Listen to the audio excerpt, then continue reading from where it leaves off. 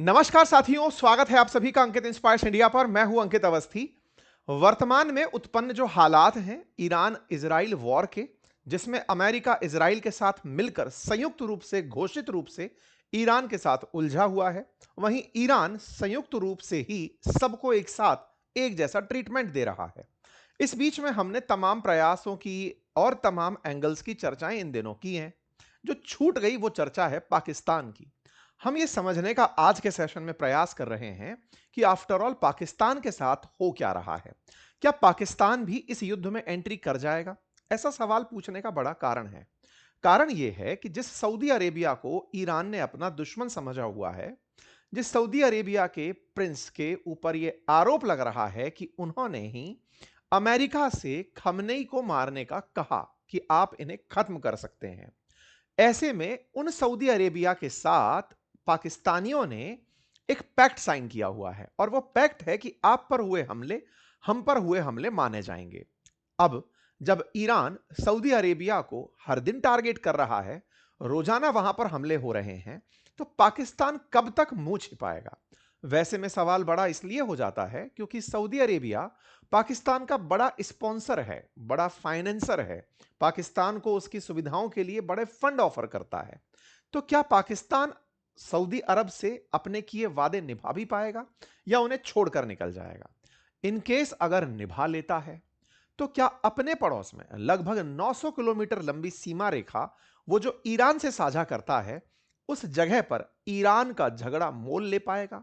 ऐसा मैं इसलिए कह रहा हूं क्योंकि अब तक मिडिल ईस्ट में ईरान के दक्षिण की तरफ जो स्थित देश थे या पश्चिम की तरफ स्थित देश थे, उन्हीं को निशाना बनाया जा रहा था। हाल ही में तुर्की पर भी मिसाइल दागी गई और अजरबैजान पर भी मिसाइल दागी गई। दोनों ही जगह पर ईरान ने मना कर दिया, लेकिन खबरें दोनों देशों ने दी और इतना हुआ कि अजरबैजान ने ईरान से यह तक कहा कि माफी मांगिए। खैर, अब बचे दो देश, ईरान के उत्तर में बैठा अफगानिस्तान और उसके पश्चिम में बैठा हुआ, उसके पूर्व में बैठा पाकिस्तान। सवाल यह है कि अगर पाकिस्तान सऊदी अरब का साथ देने जाता है, तो क्या पाकिस्तान ईरान पर बॉर्डर से ही गोला चलाना शुरू करेगा?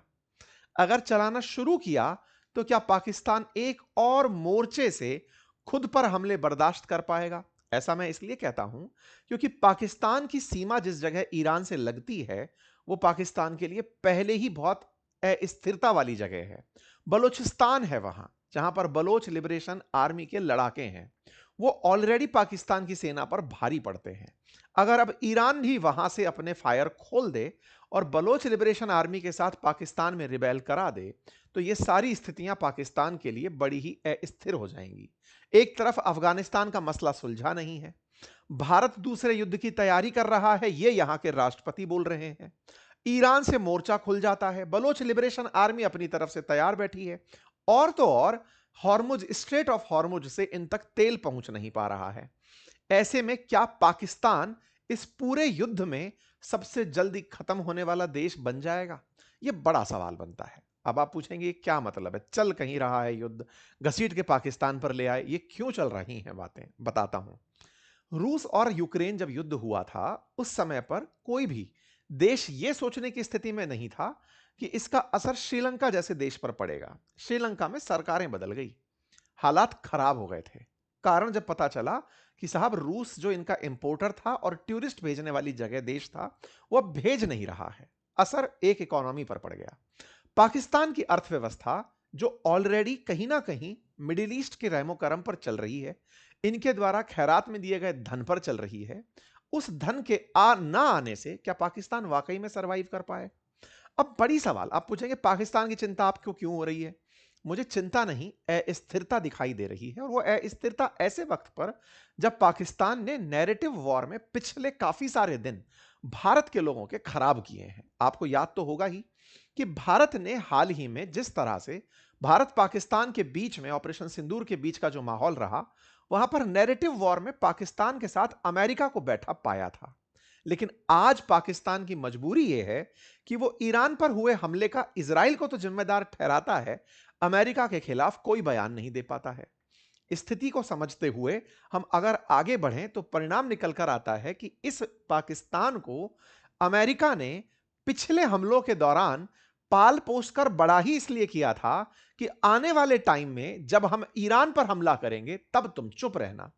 पाकिस्तान जिसे समझ रहा था कि वो भारत के खिलाफ पोषित किया जा रहा है, वास्तविकता में अमेरिका उसका यूज कर रहा था। ये यूज मैं नहीं, खुद इनके यहां के रक्षा मंत्री ख्वाजा कहते हैं। वो कहते हैं कि हमारा तो इस्तेमाल ही करता आया है अमेरिका। तो ऐसे में आज की चर्चा America, Israel, Saudi, Iran, Bharat सभी के कंटेक्स्ट में पाकिस्तान की कि इनका क्या होने जा रहा है। क्योंकि ईरान अभी रुकने की स्थिति में नहीं है। लगातार उसके जो तरीके हैं, उन तरीकों में सऊदी अरब निशाना बनाना, काउंसुलेट हो, एम्बेसी हो, कतर के अंदर बैठे रडार को निशाना बनाना हो, ये तमाम चीजें अभी साफ दिखाई दे रही हैं। ऐसे में पाकिस्तान का स्पष्ट स्थिति में रहना बड़ा मुश्किल हो रहा है। हालांकि भारत ने समय रहते हुए चीजें दुरुस्त कर ली। लंबे समय से भारत के बारे में सवाल उठ रहे थे कि खमनेई की मौत पर भारत चुप क्यों है, ईरानी नाविकों के मरने पर भारत चुप क्यों है। भारत ने चुप्पी तोड़ी और भारत निकल पड़ा। ईरान के लिए कंडोलेंसेस भारत ने ईरान की जो एम्बेसी भारत में है वहां पर विक्रम मिस्त्री जी जो हमारे विदेश सचिव हैं उनके माध्यम से लिखवा दिए। आज तो बहुत सारे वहां पर काफी एकेडमिशियंस और जो लोग सांत्वना देना चाहते हैं वो वहां पहुंचे हुए हैं। और ईरान की नेवी के लिए भी भारत की नेवी का बयान आ गया था कि हमने मदद भेज दी है और हमने वहां पर जो भी हमारी तरफ से जो हमको अलर्ट मिला था उसके हिसाब से जो भी हम कर सकते थे हम वो कर रहे हैं। तो भारत पर जो सवाल उठ रहे थे कि ईरान के केस में भारत चुप क्यों है, भारत ने कहीं ना कहीं उसका एक मिडवे बाहर निकाल लिया है। उसके बाद अब हमारे हाथ में कुछ भी आरोप लगने जैसी स्थिति नहीं है। लेकिन इनके हालात बहुत खराब हैं। डिटेल में चर्चा करेंगे हालात खराबी की, लेकिन उससे पहले समझ लीजिए इनके यहां के एक अखबार, डाउन नाम से एक अखबार चलता है इनका, उस अखबार में लिखा है कि 28 दिन का तेल यहां पर बचा है। आप कहेंगे ये तो भारत में तो 24-25 दिन का ही बचा है।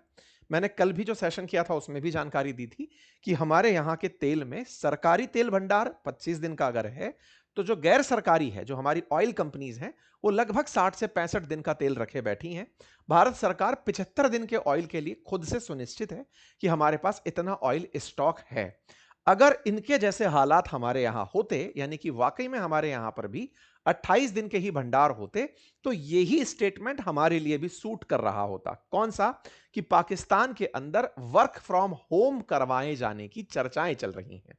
उन आईटी कंपनीज को जो लोग घर से काम कर सकते हैं उनको घर से ही काम करवाने की बातें की जा रही हैं।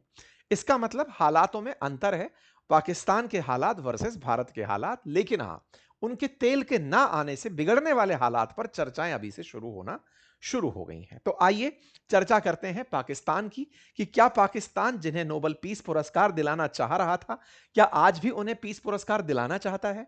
क्या पाकिस्तान आज भी उस युद्ध में पार्टिसिपेट करने की तैयारी में है जिसके चलते वो खुद बर्बाद हो सकता है? करेंगे सारी चर्चा। लेकिन हां, हमारे एआई कोर्स के बारे में एक बार फिर आपको बता दें, जो हमने आपके लिए मास्टर क्लास रखी है, एआई का जो कोर्स रखा है हमने, उसमें हमने 20 प्लस आपको एआई के टूल्स यूज करने का प्रॉमिस किया था। ऑलरेडी 30 से अधिक टूल्स को हम यूज करना सिखा चुके हैं। अगर आप भी उसे ज्वाइन करना चाहते हैं, लिंक कमेंट बॉक्स में पिन किया गया है। आइए साथियों, मैं एक जगह कहीं कमेंट पढ़ रहा था कि सर अपने कोर्स के बारे में जानकारी अवश्य देकर जाते हैं। मुझे लगता है कि ये मेरी जिम्मेदारी है कि मैं आपको अवेयर करूं कि मेरे पास और क्या है। जानकारी आप तक हो, डिसीजन आपका है। आप चाहे गृहिणी हैं, आप चाहे सीनियर सिटीजन हैं, बच्चे हैं, पढ़ाई करने वाले छात्र हैं, नौकरी करने वाले व्यक्ति हैं, आपको आज के समय में कौन सा एआई टूल काम का हो सकता है, ये आकर के आप सीख सकते हैं और किस तरह से उनका यूज किया जा सकता है, ये जानकारी देना मेरा दायित्व है। उसी जानकारी में यह जानकारी आप तक पहुंचाई गई है। आइए साथियों, चर्चा है कि ईरान और इजराइल के इस युद्ध में अमेरिका का रोल अब खुलकर सबको पता है। लेकिन पाकिस्तान जो नहीं बोल पा रहा है वो ये कि अमेरिका ने ईरान पर हमला किया। ऐसा क्यों? क्योंकि पाकिस्तान के साथ तो इनकी मित्रता हो गई है ना। अमेरिका और पाकिस्तान तो मित्र हैं।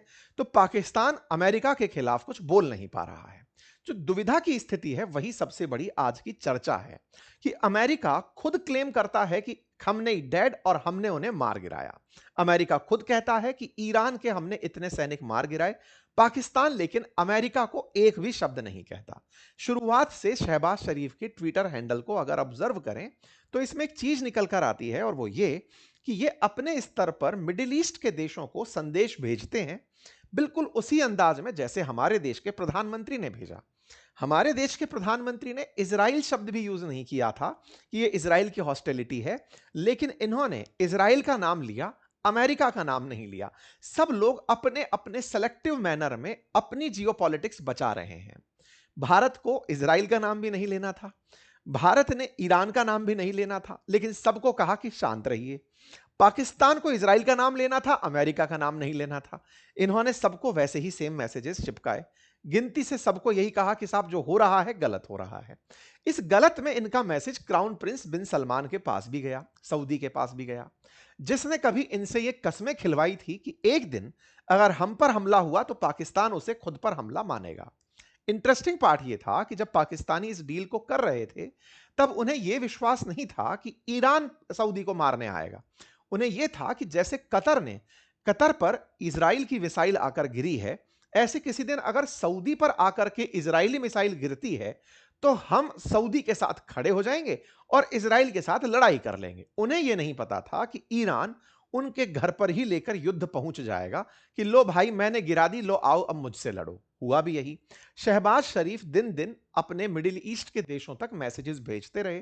लग रहा था कि वो जैसे विदेश नीति में भारत को फॉलो करते आए हैं, बिल्कुल वैसे ही फॉलो करते हुए शहबाज शरीफ आगे चल रहे थे।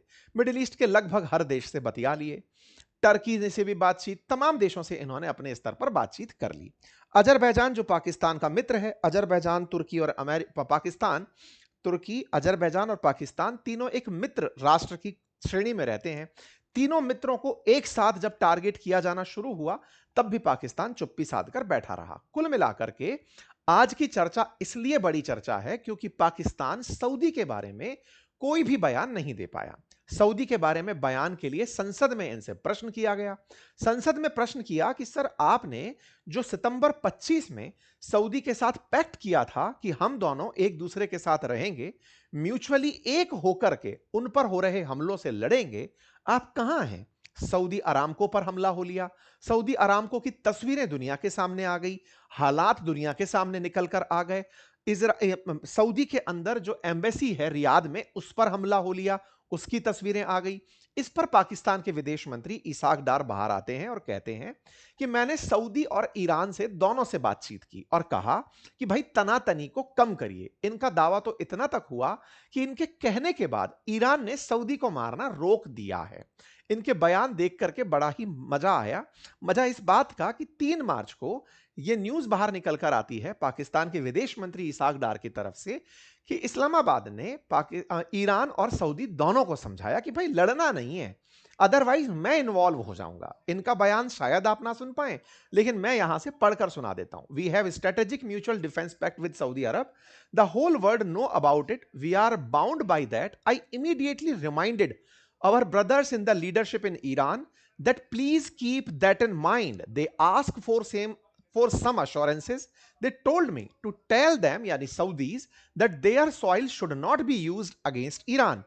I took those assurances and gave them. So, Alhamdulillah, so you saw that perhaps the minimum reaction at this time has not been against Saudi Arab and Oman. कहना क्या चाह रहे हैं कि साहब मैंने ईरान से कहा कि साहब याद रखिएगा सऊदी से हमारा पैक्ट है।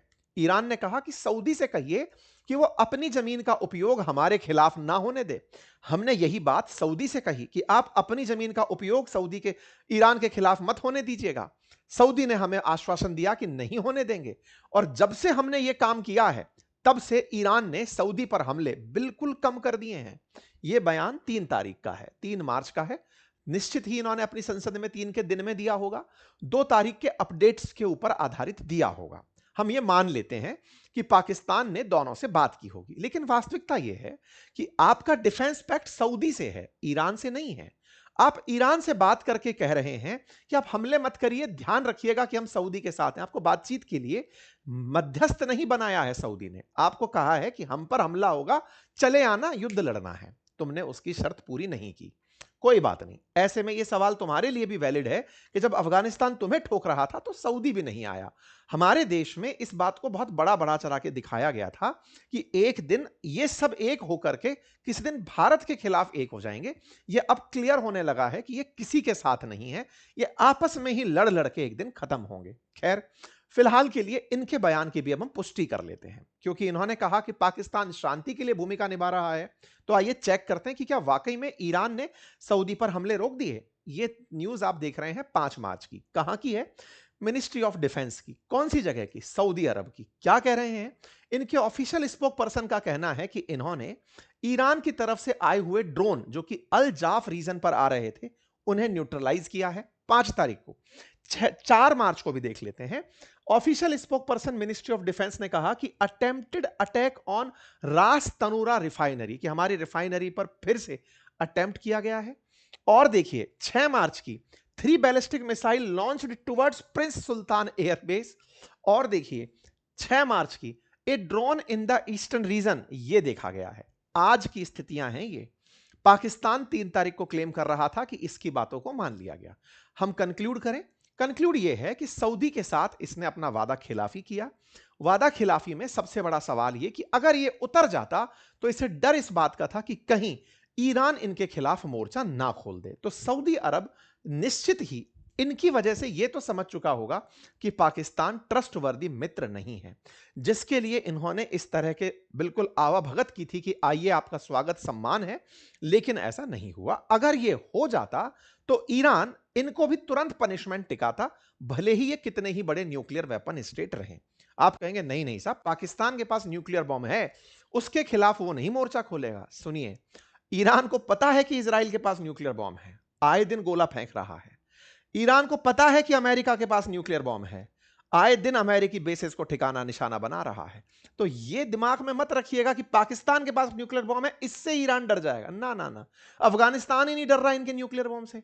यह तो हमारे देश की मीडिया में चलता है क्योंकि अमेरिका कह देता है कि साहब न्यूक्लियर बॉम्ब था, दोनों पे चल जाता, नुकसान हो जाता। नहीं साहब, इनको न्यूक्लियर बॉम्ब का कतई टेंशन नहीं है। अफगानिस्तानियों की वो बात याद है ना कि होंगे तुम्हारे पास न्यूक्लियर बॉम्ब, हमारे पास आत्मघाती हैं, जाके फट जाएंगे तुम्हारे देश में। तो कुल मिलाकर के वैसे हालात यहां पर पाकिस्तान के लिए इंटरनेशनल ह्यूमिलिएशन का कारण बन रहे हैं। खैर, पाकिस्तान अपनी तरफ से सारी बातें कर रहा हो, लेकिन अपोजिशन पाकिस्तान की संसद में यह सवाल उठा रहा है कि पाकिस्तान ने ईरान को कहा हम साथ खड़े हैं, पाकिस्तान ने सऊदी से कहा हम साथ खड़े हैं, दोनों ने कहा माइंड योर ओन बिजनेस, चुपचाप रहिए, बैठ जाइए, हम तुम्हारी कोई बात नहीं सुन रहे हैं। ये पाकिस्तान के ही सांसद हैं जो इनके अंदर कह रहे हैं कि ईरान बहाना है, पाकिस्तान निशाना है। इन्होंने कहा कि आने वाले समय में असली टारगेट पाकिस्तान है, ये मत भूलो। भारत असल में इजराइल से पाकिस्तान के लिए समझौता करके आया है कि तुम ईरान को मार लो तब हम चुप रहेंगे, लेकिन अगर ऐसा हुआ तो हम पाकिस्तान के केस में तुम्हारा साथ चाहेंगे। इन्होंने बयान गुरियन का कोट किया, पूर्व प्रधानमंत्री इजराइल के, कि वो तो कहते ही हैं कि पाकिस्तान हमारा दुश्मन है। कुल मिलाकर के पाकिस्तानियों को यह पता है कि इसका रिजल्ट कहीं ना कहीं आकर हम पर लैंड ना हो जाए। ये लोग ढूंढ यही रहे हों कि एक बार बहाना मिल जाए, पाकिस्तान कह दे कि हम सऊदी के साथ हैं, ईरान आकर के यहां मोर्चा साधेगा।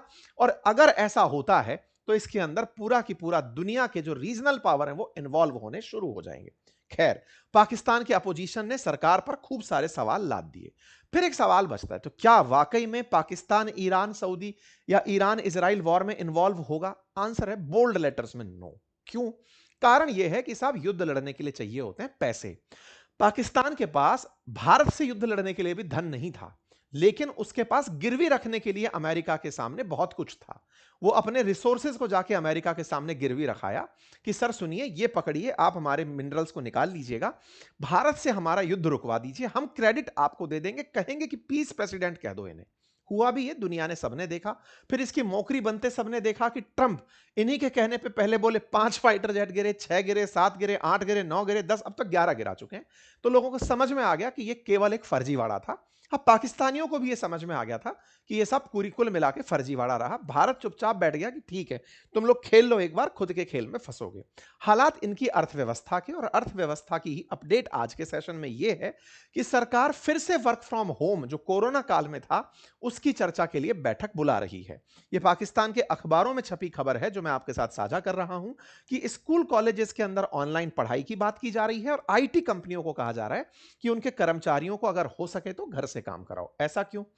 क्योंकि यहां पर असल में स्ट्रेट ऑफ हॉर्मुज से पाकिस्तान को जो तेल आता है, तेल तो हमारे लिए भी आता है, पाकिस्तान के लिए भी आता है, भारत ने 40 से अधिक देशों से ऑयल इंपोर्ट को ले रखा है, मतलब ऑयल इंपोर्ट के लिए ऑप्शंस ले रखे हैं। आज का अपडेट है कि अमेरिका ने भारत के लिए कहा है कि 30 दिन तक आप रूस से तेल और ले सकते हैं, मतलब ऑयल की जो इंपोर्ट है उसको बाधा ना पहुंचे। हालांकि इस बात पर भी बहुत बवाल हो रहा है देश में कि अमेरिका कौन होता है यह बताने वाला कि तुम 30 दिन ही ऑयल लोगे। अमेरिका ही वो देश है जिसने दुनिया में तेल की कीमत स्थिर रहे इसलिए भारत को पहले भी परमिशन दी थी रूस से तेल खरीदने की। आपको याद होगा बाइडेन के टाइम पर भारत ने यही तो समझाया था कि रूस और यूक्रेन जब लड़ रहे हैं, अगर हम दुनिया में तेल के लिए, सस्ते तेल के लिए संघर्ष नहीं किए, हमने सस्ता तेल रूस से नहीं मंगाया, तो दुनिया में अल्टीमेटली अमेरिकी प्रभुत्व कम होगा। अमेरिका आज भी स्ट्रेट ऑफ हॉर्मुज से ऑयल टैंकर्स को निकालने के लिए प्रतिबद्ध है कि मेरे जहाज आगे आगे चलेंगे, आओ अपने जहाज यहां से निकालो। लेकिन स्ट्रेट ऑफ हॉर्मुज पर ईरान चोक पॉइंट बनाकर बैठा है कि मैं निकलने ही नहीं दूंगा। हालात ये हुए हैं कि यहां पर जब भी कोई ऑयल टैंकर निकलता है, पहले उसका इंश्योरेंस हुआ करता था $30,000 का, कि एक बार जहाज निकलेगा $30,000 इंश्योरेंस कंपनियां ले लेंगी कि अगर तेल के जहाज को कुछ हुआ तो हम पूरा पेमेंट आपको लौटाएंगे। यह बढ़कर के पहुंच चुका है $4 लाख, मतलब एक जहाज निकलने का इंश्योरेंस प्राइस 10 टाइम्स हो चुका है। इसका असर तेल की कीमतों पर पड़ रहा है, क्योंकि जो गारंटी ले रहा है वो पैसे ले रहा है, और इनके पास जो ऑयल है वो पूरा कुवैत से आता है, इनके पास पेट्रोल सऊदी से आता है। उसके लिए ये लोग रेड सी का रास्ता अपनाने की सोच रहे हैं, लेकिन जो डीजल है वो डीजल इनके पास कुवैत से आता है, और कुवैत से आते हुए डीजल के लिए इन्हें स्ट्रेट ऑफ हॉर्मुज का क्लियर होना जरूरी है। अगर होता भी नहीं और तेल फिर भी आता रहता है तो वो बहुत महंगा आ रहा है। जो टैरिफ्स हैं, जो मतलब ट्रेड के जो खर्चे हैं, जो भाड़ा लग रहा है, वो भाड़ा भी 10 टाइम्स बढ़ चुका है इस रास्ते को पार करने का। क्यों? क्योंकि कोई जान के कीमत पर आपके लिए माल लेकर आ रहा है। इस तरह से इनके हालातों में यह बड़ा असर डल रहा है। भारत के केस में ऐसा क्यों नहीं है? भारत के पास 40 से अधिक देश ऐसे हैं जिनसे हमने ऑल वेदर फ्रेंडशिप की हुई है कि हमें तेल खरीदना है, आपसे भी खरीद सकते हैं, किसी और से भी खरीद सकते हैं।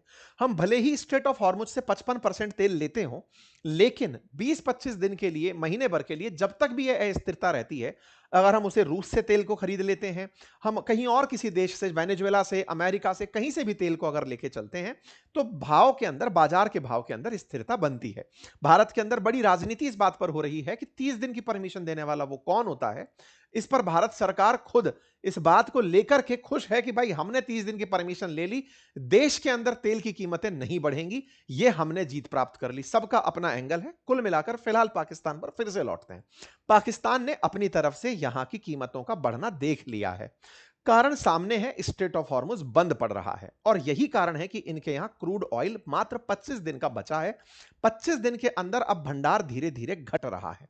यह बात कंफर्म होती है आज ही के दिन, जब इनके यहां पर जो पेट्रोल पंप डीलर एसोसिएशन है वो एकत्रित होती है, और वो आकर के पब्लिक को इन्फॉर्म करती है कि साहब पेट्रोल पंप्स के पास तेल नहीं है। सरकार ने अनाउंस कर दिया कि 20 से 25 दिन का तेल है, हम तक सप्लाई नहीं है, 2-2 दिन तक हमारे टैंकर नहीं आ रहे हैं, मजबूरन हमें टैंकर बंद करने पड़ रहे हैं। ये जब वायरल होने लगता है तो लगता है कि फिर से पाकिस्तान सरकार उन अपने ही लोगों के साथ झूठ बोल रही है। क्यों झूठ बोल रही है? कि साहब अगर ये जानकारी सच में दे दी तो कहीं कियोस्क क्रिएट ना हो जाए। हालात जब पेट्रोल पंप्स के देखे गए तो पता चल रहा है कि यहां पर पेट्रोल पंप्स बंद हैं, कि साहब कई जगह पर पेट्रोल की किल्लतें हैं। अब क्या वाकई में हर पेट्रोल पंप बंद है? नहीं, ऐसा नहीं हो सकता। इनके पास भी स्ट्रेटेजिक रिजर्व रहे होंगे, ऑयल रिफाइनरीज के पास तेल रहा होगा, लेकिन बहुत सी जगह पेट्रोल की किल्लत, डीजल की किल्लत महसूस की जा रही है। एकदम सब जगह शटडाउन नहीं है। सेकंड पॉइंट जिसकी चलते ये माना जा रहा है कि ये युद्ध में पार्टिसिपेट नहीं करेगा, असल में ये युद्ध में किस तरफ से पार्टिसिपेट करे ये मुसीबत है। अगर ये सऊदी की तरफ से पार्टिसिपेट करता है तो ईरान को घर बुलाकर ले आएगा। अगर ये सऊदी के खिलाफ, सऊदी और मतलब सऊदी के साथ हो लेता है कि नहीं इजराइल को हम टारगेट करेंगे, आप चिंता मत करो, आप सऊदी को मत मारो, मैं आपके साथ इजराइल के खिलाफ लड़ूंगा, अगर ये इजराइल के खिलाफ लड़ता है तो अमेरिका से दुश्मनी मोल ले लेगा। तो हर तरफ से इसकी स्थिति बड़ी संकट में है। तो ये युद्ध में जाने के लिए किसी भी स्थिति में नहीं है। एक मीडिया रिपोर्ट चल रही है जिस पर इंडिया की मीडिया भी अब वो ज्यादा वीडियोस बना रही है, हम इसको कंफर्म नहीं करते, जिसमें कहा जा रहा है कि सऊदी अरेबिया ने हाल ही में पाकिस्तान को फाइनेंशियल असिस्टेंस देने से इनकार कर दिया है। इस तरह की मीडिया रिपोर्ट कल से तैर रही है। हम इसकी मतलब जानकारी पुष्ट नहीं करते हैं कि ऐसा है या नहीं, यह न्यूज निकल कर जरूर आ रही है। ठीक है साहब, कोई बात नहीं। पाकिस्तान के पास ऑलरेडी बहुत से देशों का लोन है, उसमें से सऊदी अरेबिया बहुत बड़ा लेंडर है। अगर पाकिस्तान किसी मदद में नहीं आता, आगे नहीं बढ़ता, तो निश्चित ही सऊदी अरेबिया के पास इनके बारे में विचार करने के ऑप्शंस हो सकते हैं। एक और सवाल कि साहब सऊदी ने तो आपको कहा था कि चलो लीबिया को जाकर के आप JF-17 बेच आओ, बेचकर पैसे क्यों नहीं ले आ रहे हो? लीबिया से तेल ही लेकर चले आओ, आपके लिए आराम हो जाएगा। बोले एग्जीक्यूशन नहीं हुआ, जनता को फील गुड दिलाया जा रहा था इनके कहने पर कि दुनिया को दिखाओ, पाकिस्तानियों को दिखाओ कि अमेरिका साथ खड़ा है। लेकिन अभी हालात ये हैं कि जब से इन्होंने इन्हें मिस्टर पीस प्रेसिडेंट कहा है और कहा है कि दिस पर्सन, ऐसे कह के बात की थी इन्होंने कि इन्हें आने वाले समय में दुनिया याद रखेगी कि इन्होंने साउथ एशिया में शांति लेकर आए थे। कोई बात नहीं साहब, इनका अब वो बयान निकाल निकाल कर लोग ले आ रहे हैं कि सर इन मिस्टर पीस प्रेसिडेंट ने पूरा वेस्ट एशिया फूंक दिया, क्या कहिएगा इसके बारे में। इनके साथ इनकी जो भतीजी हैं मरियम नवाज, उनसे सवाल पूछा जाता है, पत्रकार पूछते हैं कि साहब वो शहबाज शरीफ कह रहे थे कि उनको नोबेल पुरस्कार मिलना चाहिए, क्या आज भी शहबाज शरीफ कहेंगे कि नोबेल शांति पुरस्कार मिलना चाहिए? इनके पास कोई जवाब नहीं होता, ये कहते हैं कि वो बढ़िया काम कर रहे हैं अपने स्तर पर। कुल मिलाकर के पाकिस्तान खमनेई के चले जाने के बाद ऑलरेडी अपने देश में ही बहुत ज्यादा प्रतिरोध अमेरिका के खिलाफ झेल रहा है। अभी ये इजराइल के खिलाफ बोलने की हिम्मत नहीं रखता है, सऊदी के साथ जाने की हिम्मत नहीं रखता है क्योंकि ईरान इसके खिलाफ मोर्चा खोल देगा। इसके हालात काफी ज्यादा अस्थिर हैं और वहीं अफगानिस्तान की तरफ से इनको लगातार चुनौतियां अभी मिल रही हैं। पाकिस्तान के समाचार हुए समाप्त। अमेरिका इनमें से यानी पाकिस्तान में से अपने अमेरिकी लोगों को निकालने के प्रयास में जुटा है। यह अतिरिक्त अपडेट है। फिलहाल के लिए इतना ही। आप इस घटना को कैसे देखते हैं जरूर बताइएगा। सवाल बनेगा कि ऐसे समय पर पाकिस्तान क्यों कवर किया गया, क्योंकि हम भारतीयों को हमारी चिंताएं तो रोज हमने साझा की हैं आपसे कि भारत पर क्या असर हो रहा है, लेकिन पाकिस्तान की क्या स्थिति है वो भी जान ही लीजिए, क्योंकि हमें पाकिस्तान ने काफी दिन तक अमेरिका का सहयोगी होने के नाते दुखी किया है। ऑपरेशन सिंदूर के बाद उसने ये दिखाया कि देखिए मैं तो कितना बड़ा विजेता बनकर निकला हूं। वास्तविकता में वो फर्जीवाड़ा था, अब वो पूरी तरह से नकाब उतर गया है। चलिए फिलहाल के लिए इतना ही। बाकी कोर्सेज के लिंक जिसमें हमने 30 से अधिक AI टूल्स आपको यूज करने सिखाए हैं 1 साल की वैधता के साथ, कोर्स कमेंट बॉक्स में पिन है। अगर आप यूज करना चाहते हैं तो जाकर चेक करिए। धन्यवाद।